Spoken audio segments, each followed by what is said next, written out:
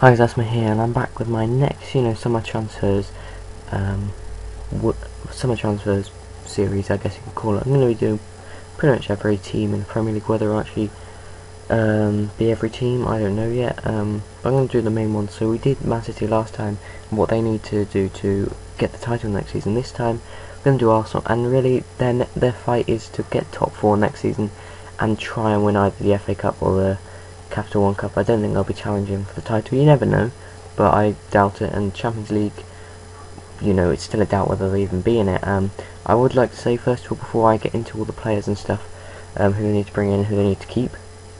I would like to say this is assuming that they do get top 4 football, because I think really from now on they should.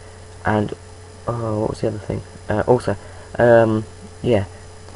I don't necessarily mean that they need to sign all of these players. I just mean if they're going to, these are the positions they need to sign a player in, and these are, just an example of the players that they have been linked with, an example of the price. So yeah, here we go.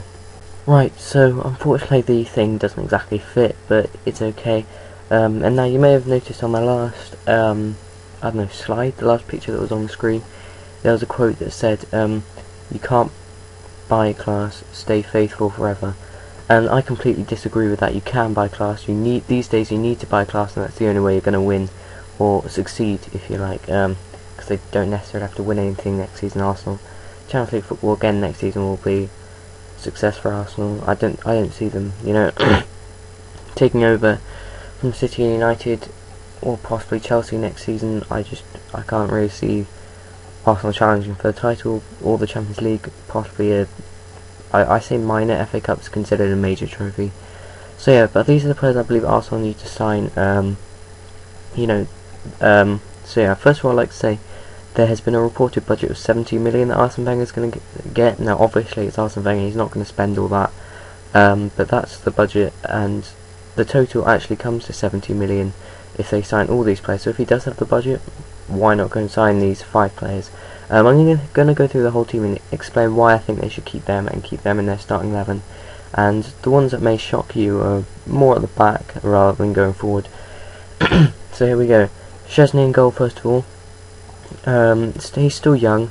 I believe he deserves one more season of chance. If he's as bad as he's been the last 2 seasons, I think they need a new one.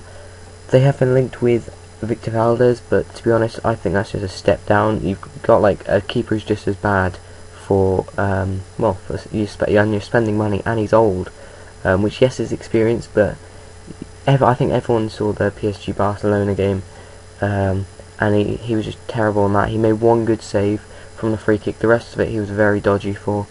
In general he's not a very good keeper, Victor Valdez, so I don't know why everyone seems to be jumping on his dick. It's probably because he's Barcelona keeper. And let's be honest, apparently Barcelona are good with everything, which is just completely wrong. They have some very poor players, Barcelona, but they also have the best players in the world. So I think Barcelona have 9 of the best players in the world and 2 of the worst. And I'm not going to say who the other one is, because I know that's going to cause a massive argument. Actually no, 3 players who are completely overrated. Xavi's one of them, but you all know that anyway. So yeah, but I think Szczesny, he's young. Apparently the reason he hasn't been playing recently is his mental health or whatever, so I don't really see Arsene Wenger signing a new goalkeeper really. I think he's going to stick with Szczesny for this season, and focus on other positions which to be honest are more needed. Szczesny is still, he's had some good games, he's not all bad, and with a decent defence in front of him he would be a good keeper. You've got to remember that the defence has been very dodgy this season.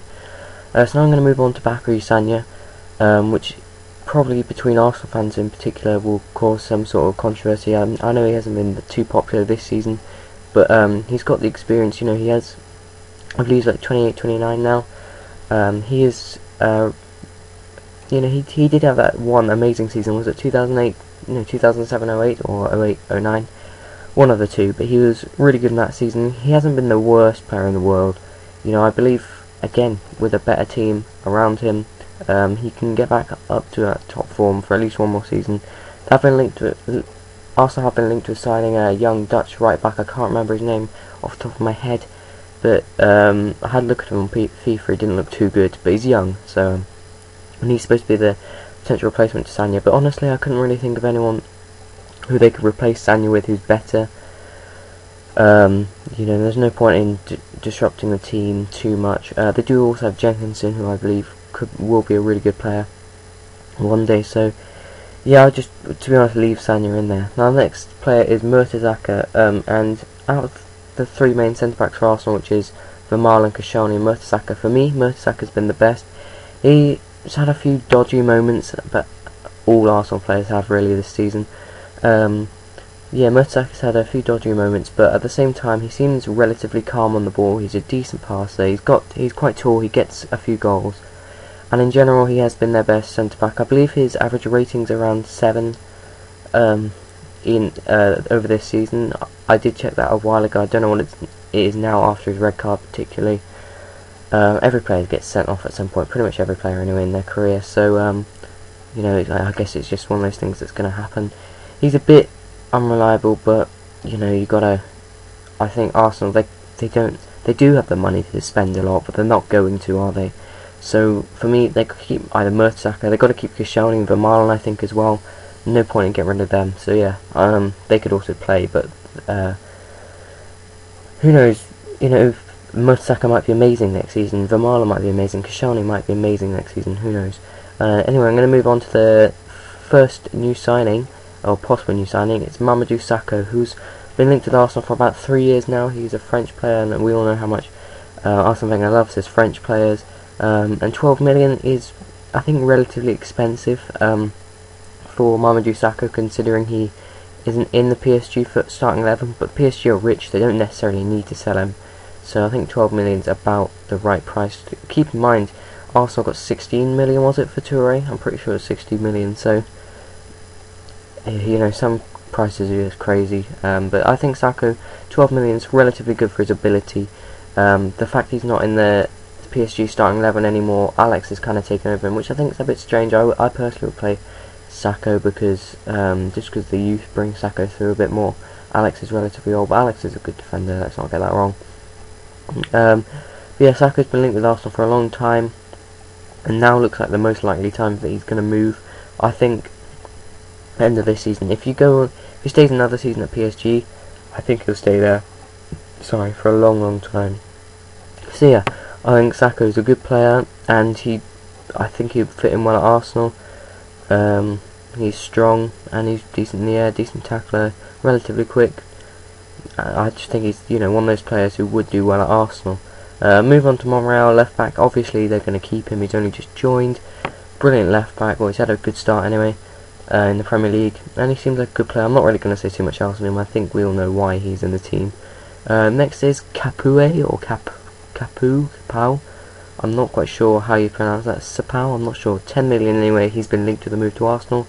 He's currently a Toulouse midfielder, and I've only watched him in one game, but I didn't really notice him too much, so I can't really comment too much on him.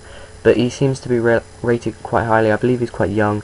I don't actually know a whole lot about him, but he's rated quite highly by people in France. He's massively been linked to the move to Arsenal. It's pretty much, I don't think they've put in a bid or anything, but it's as definite as it possibly could be. I think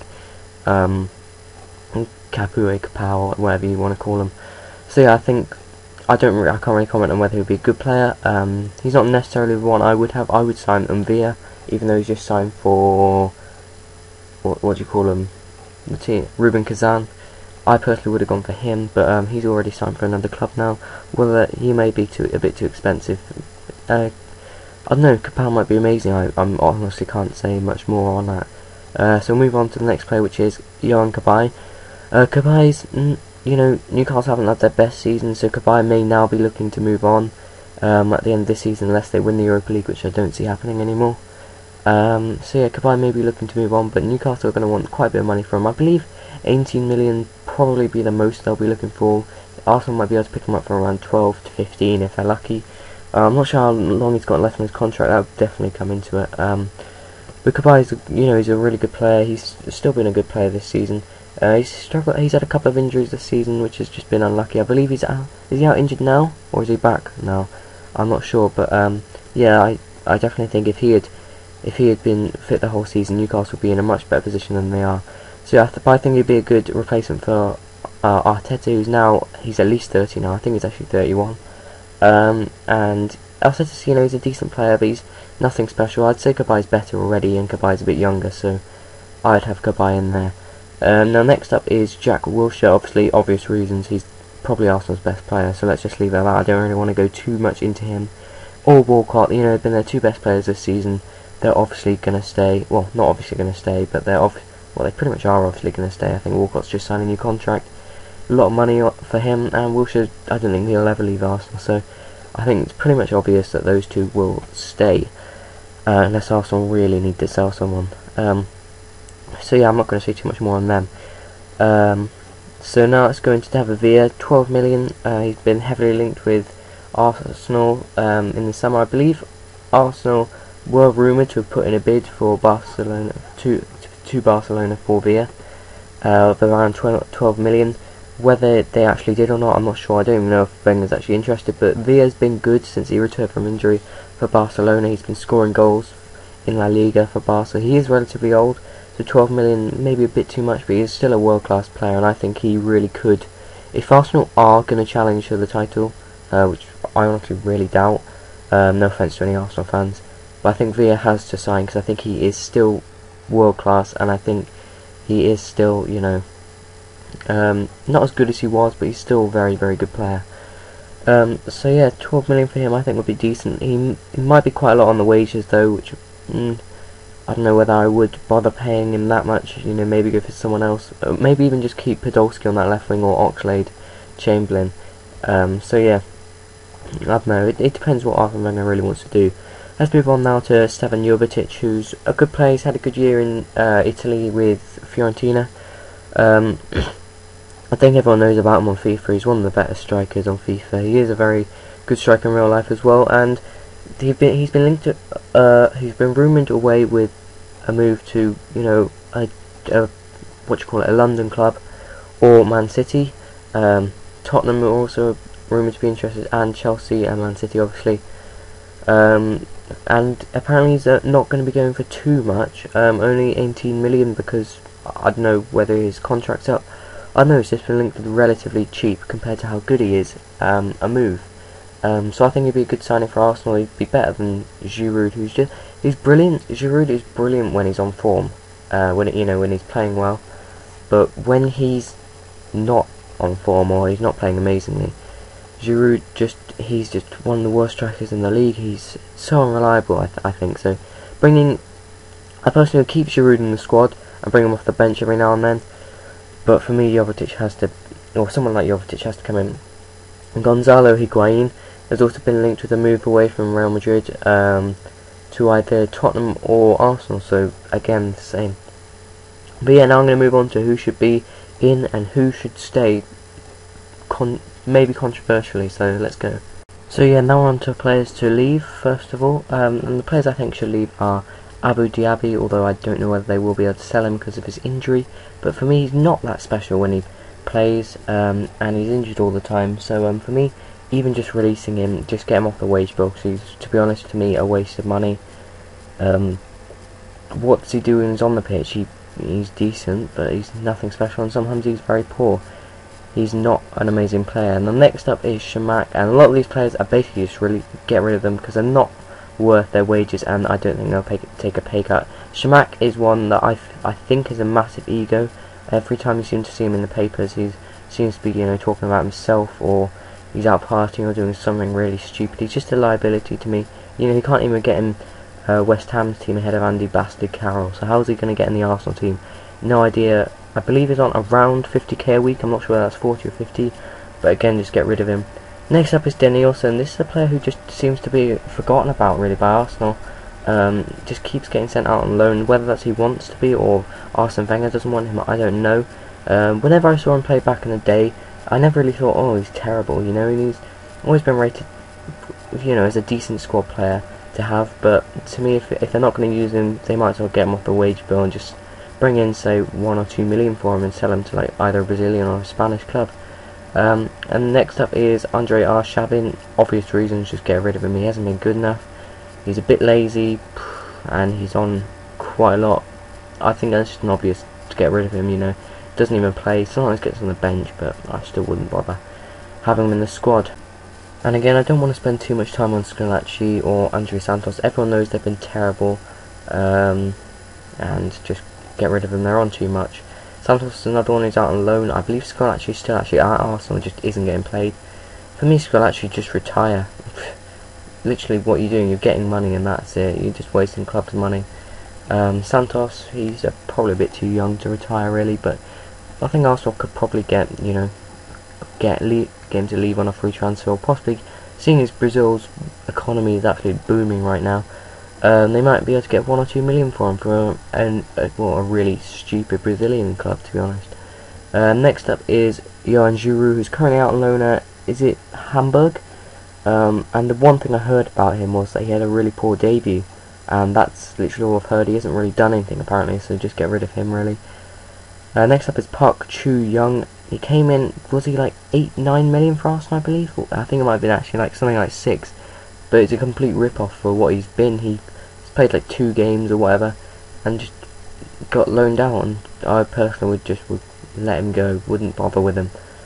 Absolutely no point in keeping him. And next up is Nicholas Bentner, who for me, he is a decent player, but I think it's time to let him move on now. He shouldn't be in the Arsenal squad really. Arsenal could probably get around 5 to 10 million for him if they're lucky. He has been injured all season with Juventus, so I can't really say. Maybe it's just, I might be tempted to keep Bentner if I was Wenger. If he came back and said, look, I'm really determined. There was that spell around the Capital One Cup final, Carling Cup at the time, final versus Birmingham, where he's like, I am the best striker in the world. And obviously that's not right, but if he has that kind of self-belief once, why can't he believe that he's at least a decent striker? So maybe keep him, but he's one to think about really. I should have really put him in the middle and just been like one to think about, but yeah, I probably would let Bentner go. I'm not sure they spelled Bentner right. I'm pretty sure I didn't. Bentner, literally. I'm pretty sure I spelled that wrong, but I'm not too sure how to spell it, so yeah. Anyway, but yes, you may have already seen the yes keep Gervinho, Rosicky, Coquelin and Frimpong. First of all, I'm just going to say Rosicky first has been Arsenal's best player the last few games. Also the game against West Brom, he got the 2 goals, but he really dictates the tempo well, and he's a good player. He may be a bit old, but I'll keep him for at least next season as well. Gervinho again has been good in the last few games, hasn't been the best, but I believe he's still relatively young. When I say relatively young, I mean about 25, around that kind of age. So yeah, I think Gervinho is still relatively young. He's still got a bit of promise, and I personally would keep him as, a squad player, someone who can sit on the bench. Same with Coquelin, really. He's got a few games this season, but he hasn't really been able to break into the team. I don't think he ever will be able to break into the team. I don't think he'll ever be that good, but I think he's worth, along with Frimpong, worth keeping as a player, just as backup. So yeah, that wraps up this video. Thanks for watching. Please leave a like if you did enjoy it, and of course subscribe if you haven't already. Tell me which team you want me to do next. I think it'll probably be Chelsea or someone like that. And you may have seen from the last episode, this one has been a bit more in depth, but yeah, doesn't really matter. But yeah, thank you for watching, and I'll see you next time. Thanks, bye.